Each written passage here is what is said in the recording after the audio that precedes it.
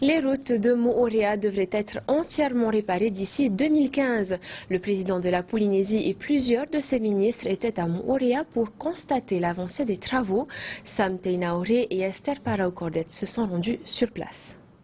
Edouard Fritsch évalue les travaux réalisés sur la route des Ananas. La chaussée est suffisamment large. Ce chantier était très attendu par les usagers. Comme c'est une route très fréquentée par les touristes, et tous les jours on en voit les voitures, et même les engins, et puis même pour nous aussi, pour nos voitures.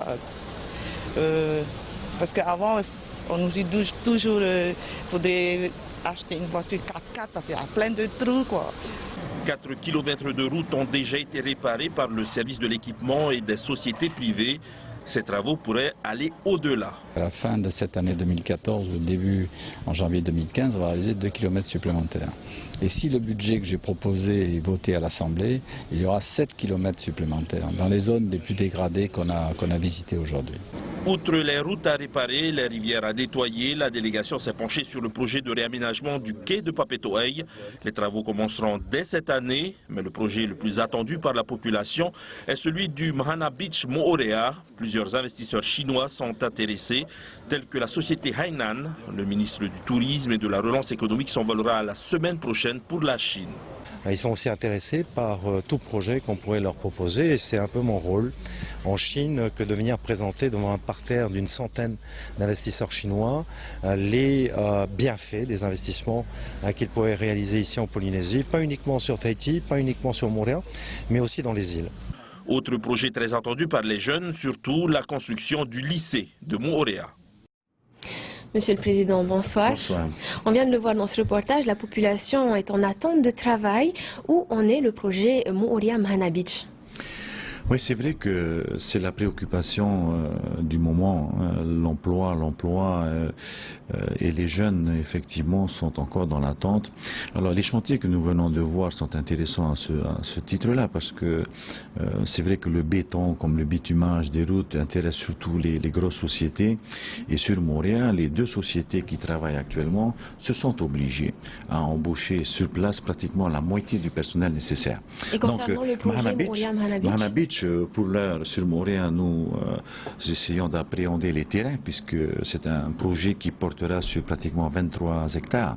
Et à l'heure où nous parlons, le pays a pratiquement maîtrisé, je dirais, 7 hectares et demi pour un engagement financier relativement important puisque nous sommes à 1,5 milliard aujourd'hui d'engagement financier sur un global qui sera de l'ordre, je pense, un peu plus de 5 milliards de francs. Donc pour le moment, nous sommes au stade de l'acquisition foncière. Mais est-ce que vous pouvez confirmer que ce projet va se réaliser? Bien sûr, je me suis déjà prononcé là-dessus. Nous nous inscrivons tout à fait dans la continuité des projets qui ont été mis en place par l'ancien gouvernement et surtout par son président Gaston Flosse. Edouard Fritsch, vous êtes rentré hier matin de Paris où vous avez été reçu par plusieurs ministres dont Manuel Valls et surtout le président de la République François Hollande. Cela veut dire que le soutien financier de la France sera plus important pour la Polynésie? Oui, et puis surtout que le travail qui a été réalisé par nos députés pendant les 2 dernières années et par notre majorité depuis 2013 est en train de porter ses fruits.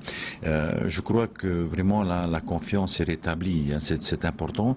L'État français a affiché, et le président de la République l'a dit, le Premier ministre aussi, a affiché, l'État affiche sa volonté forte aujourd'hui d'accompagner le pays. Et dans ses investissements et surtout dans le second volet de la relance économique. Les dotations de l'État seront donc maintenues? Les dotations de l'État seront en grande partie maintenues, avec effectivement aujourd'hui une demande supplémentaire du pays pour l'accompagnement au niveau des régimes sociaux.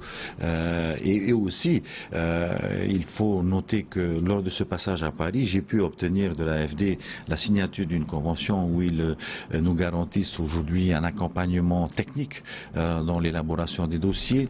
Notamment pour l'URST?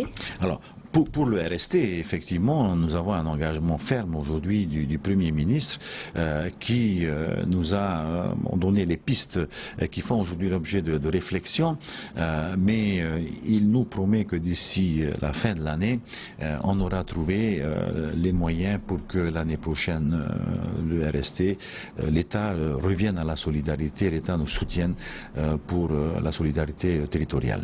Monsieur le Président, on l'a vu également dans un de nos reportages, lors de sa visite à Paris, Thierry Alpha évoque le contrat de projet 2015-2020.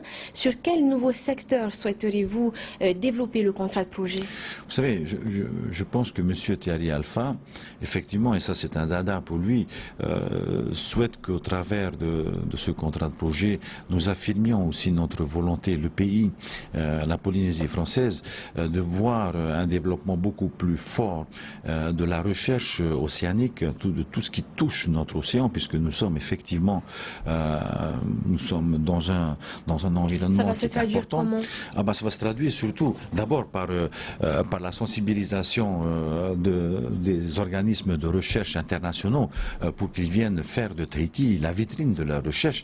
Et naturellement, il s'agit là des ressources maritimes, mais comme vous le savez aussi, c'est important, des ressources minières qui existent dans notre zone.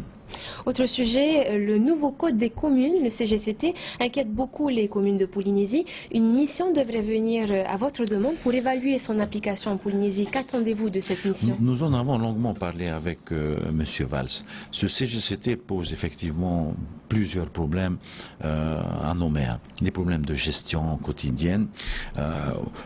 Nous avons demandé dans un premier temps que les délais qui ont été prévus pour la livraison d'eau potable dans les foyers soient décalés de 5 ans ou de 2015, puisque c'est l'année prochaine déjà, mais qu'on repousse ces délais à 2020 de façon à ce que les communes puissent trouver les moyens financiers d'abord. Vous avez été entendu? Oui, bien sûr. Je crois que les amendements devraient être introduits là, au mois de décembre prochain pour que ce calendrier soit décalé.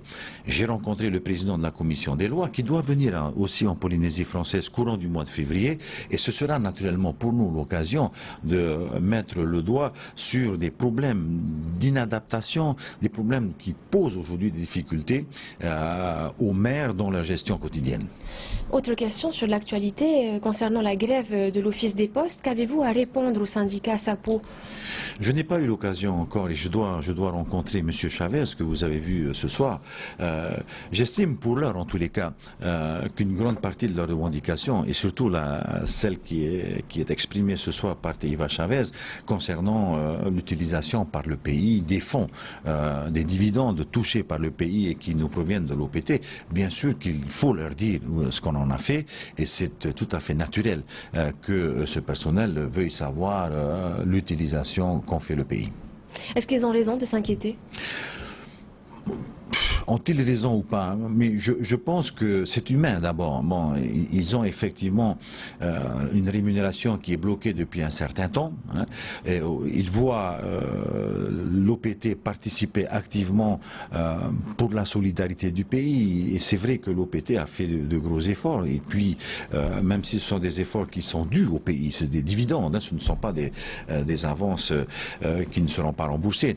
Mais je crois que le personnel de l'OPT doit être rassuré aujourd'hui sur cette affaire, et puis je crois qu'ils ont envie de parler un petit peu de l'avenir, ce qui est tout à fait normal.